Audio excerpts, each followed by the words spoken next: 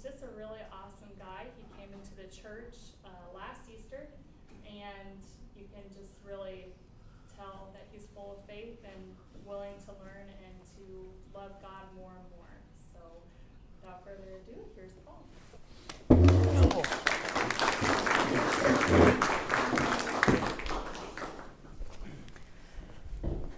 Morning, everybody. So I'll kind of start with a fun story, I guess, from this morning while I was in Mass. I'm trying to do a podcast about, really it's about the beauty of our church and faith and all of that good stuff. And one of the simple and beautiful things that I really love about Mass is when we just randomly do sing the Hail Mary after we get done receiving Holy Communion. I think it's one of the most beautiful, simplistic parts of what we do. So I decided that I would try to record that with my phone while I was in Mass this morning, and my flash came on my phone. So if you happened to be sitting around me and saw this brilliant white flash, that was what all of that was. So that's how today's going, and hopefully my speech will go better than that. But here we go. Friends, it is wonderful to be here speaking to the next generation of young people that are getting ready to embark on this great journey of their lives called adulthood. Before I begin, I would like to express how honored I am to be here. I see several familiar faces that I've had the pleasure of teaching through the years. I've missed you all, and I am humbled to be here speaking with you today. I would also like to thank Greg Wellman for asking me to speak today. I do love the opportunity to do things like this, and I take them very seriously, though I certainly don't see myself as a person that is really very worthy of speaking at such a momentous occasion. In any case, I will do my best. Graduation marks a shifting point in a young person's life. Up until now, you have largely been doing what you are told to do. But now you are getting ready to embark on a great journey where you will have the ability to choose what you will do with your life. Looking back on when I was your age, I can remember feeling a whirlwind of emotions as I took my first steps into adulthood. I was both excited and terrified of what lay ahead. I imagine that several of you are feeling the same way right now. This is because you have been operating in what is referred to as known territory for much of your lives. Known territory is that which is familiar and predictable to the point where you can sort of go through the motions of the day-to-day of your life. You don't have to be as attentive to the world around you because it presents itself in a repeatable and structured pattern. Wake up, go to school, do homework, honor your parents, honor God, so on and so forth. However, now you are getting ready to step out into unknown territory. This is a shaky one, so shaky that some cower away from taking that first step altogether. The world all of a sudden is not quite as predictable as it used to be. It requires much more of our attention in order to make the right move. There are all sorts of things that seemingly get in our way, ourselves being the largest of those obstacles.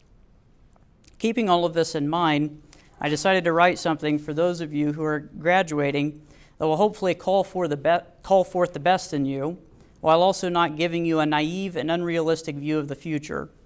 Therefore, I decided that I would pick a handful of things that need criticized in our modern world, while also giving you some words of wisdom that are intended to bring you hope and joy.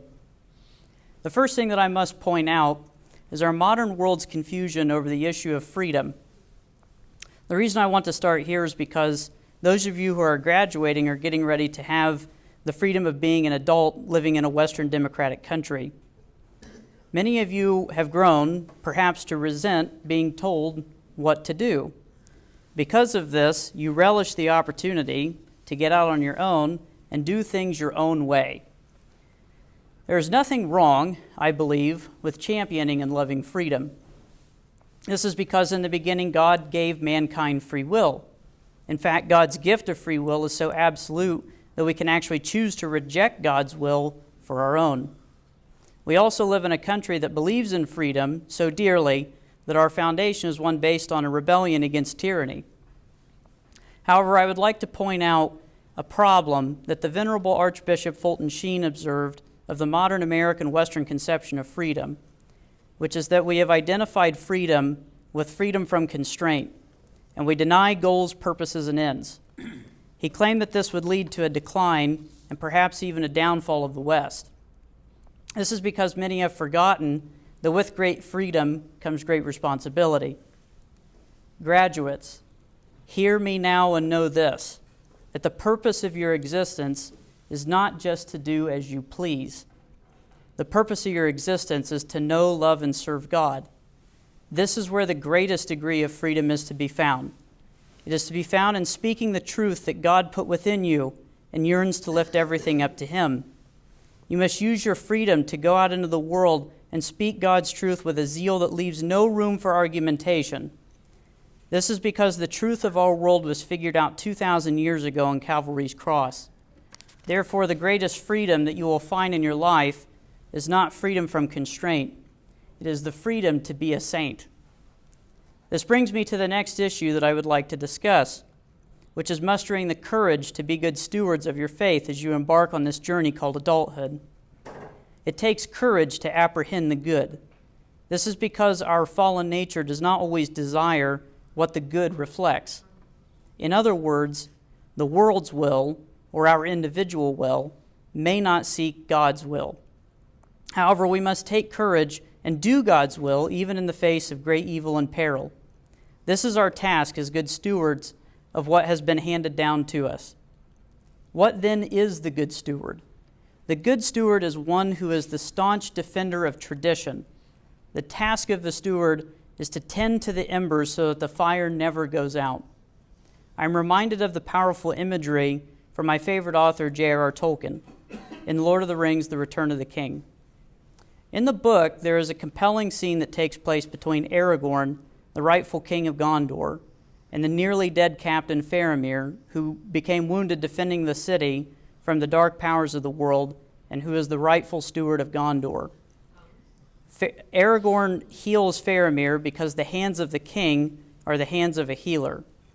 Tolkien writes, "Suddenly Faramir stirred, and he opened his eyes, and he looked on Aragorn who bent over him, and a light of knowledge and love was kindled in his eyes. And he spoke softly, 'Lord, you called me. I come. What does the king command?'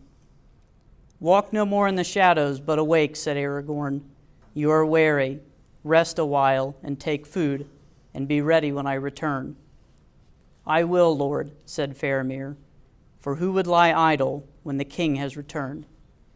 This is the faith and the understanding that our blessed Lord is looking for. We are to be the faithful servant at the gate, doing God's work, longing for the return of the true king. This, as good stewards, you must never forget.